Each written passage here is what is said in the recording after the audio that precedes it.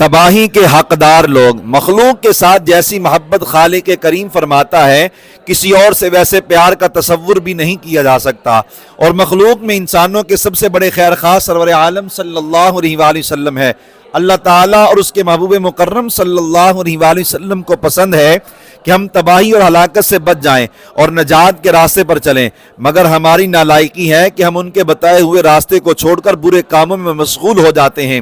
سیدنا ابو ہریرہ رضی اللہ تعالیٰ عنہ سے روایت ہے کہ مصطفیٰ جان رحمت صلی اللہ علیہ وآلہ وسلم نے فرمایا، انما مثلی ومثل امتی کمثل رجل استوقد نارا فجعلت الدواب والفراش یقعن فیہ فَأَنَا آخِذٌ بِحُجَازِكُمْ وَأَنْتُمْ تَقَحَّمُونَ فِيهِ، یعنی میری اور امت کی مثال اس شخص کی طرح ہے جس نے یعنی فائدے کے لیے آگ روشن کی تو کیڑے مکوڑے اور پروانے اس میں گرنے لگے، میں تمہیں تمہاری کمر سے پکڑ کر آگ میں گرنے سے بچاتا ہوں اور تم اس میں گرے جاتے ہو۔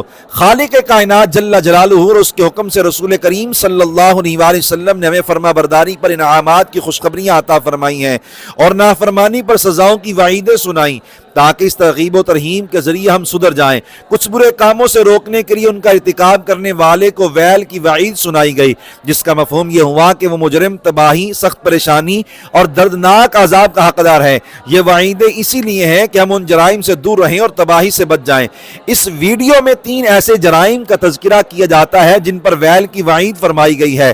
نمبر 1، ناپ تول میں کمی کرنے والے۔ اس جرم پر تباہی کی وعید کے ساتھ ساتھ دنیا میں قحط سالی، سخت مشقت و کمر توڑ مہنگائی اور حکمرانوں کے ظلم کی دھمکی بھی دی گئی ہے، اور روز قیامت رحمان کے حضور پیشی کے وقت شرمندگی سے بھی ڈرایا گیا ہے۔ چنانچہ ذلت و تباہی سے بچنے کے لیے ہمیں اپنی اصلاح کی کوشش کرنی چاہیے۔ جیسے ہم اپنے لیے یہ پسند کرتے ہیں کہ کوئی ہمارا حق نہ چھینے، ایسے ہی دوسروں کو بھی ان کا پورا حق دینا چاہیے۔ نمبر 2، لوگوں کو ہنسانے کے لیے جھوٹ بولنے والے۔ دین اسلام نے ہر چیز کی حدود و قیود مقرر فرمائی ہیں۔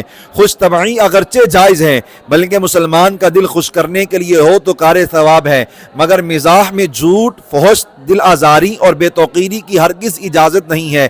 اسی طرح زیادہ ہنسنا بھی پسندیدہ نہیں، یہ ایک حد تک ہی ہونا چاہیے۔ اس حوالے سے بھی رسول اللہ صلی اللہ علیہ وآلہ وسلم کی ذات اقدس میں اسوہ حسنہ ہے۔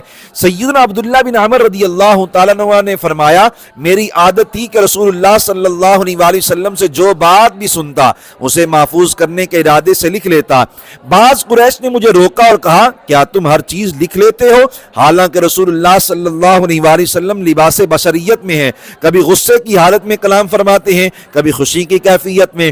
میں نے لکھنا چھوڑ دیا اور رسول اللہ صلی اللہ علیہ وآلہ وسلم سے اس کا تذکرہ کیا۔ آپ صلی اللہ علیہ وآلہ وسلم نے اپنی مبارک انگلی سے اپنے دہن اقدس کی طرف اشارہ کر کے فرمایا، اکتب فوالذی نفسی بیدہ ما یخرج منہ الا حق، یعنی تم میری ہر بات لکھا کرو، اللہ کی قسم میرے منہ سے صرف حق بات ہی نکلتی ہے۔ نمبر 3، حق اور شریعت کی بات ایک کان سے سن کر دوسرے کان سے نکال دینے والے۔ جو شخص خود کو شریعت کا پابند نہیں بناتا وہ اپنے ہاتھوں سے دونوں جہان میں اپنی تباہی کا سامان کرتا ہے، اور شرعی حکم کے سامنے سر جھکانے والے کو دونوں جہان میں رب تعالیٰ کی رحمتیں نصیب ہوتی ہیں۔ شریعت کی پابندی اتنی بڑی سعادت ہے کہ بزرگان دین کی سیرتوں میں وفات کے بعد بھی شریعت کی پابندی کا سبق ملتا ہے۔ چنانچہ ہمیں چاہیے کہ خود کو شریعت کے سامنے یوں پیش کر دیں جیسے مردہ غسل دینے والے کے سامنے ہوتا ہے۔ اسی میں ایمان کی سلامتی ہے اور اسی میں دونوں جہان کی کامیابی ہے۔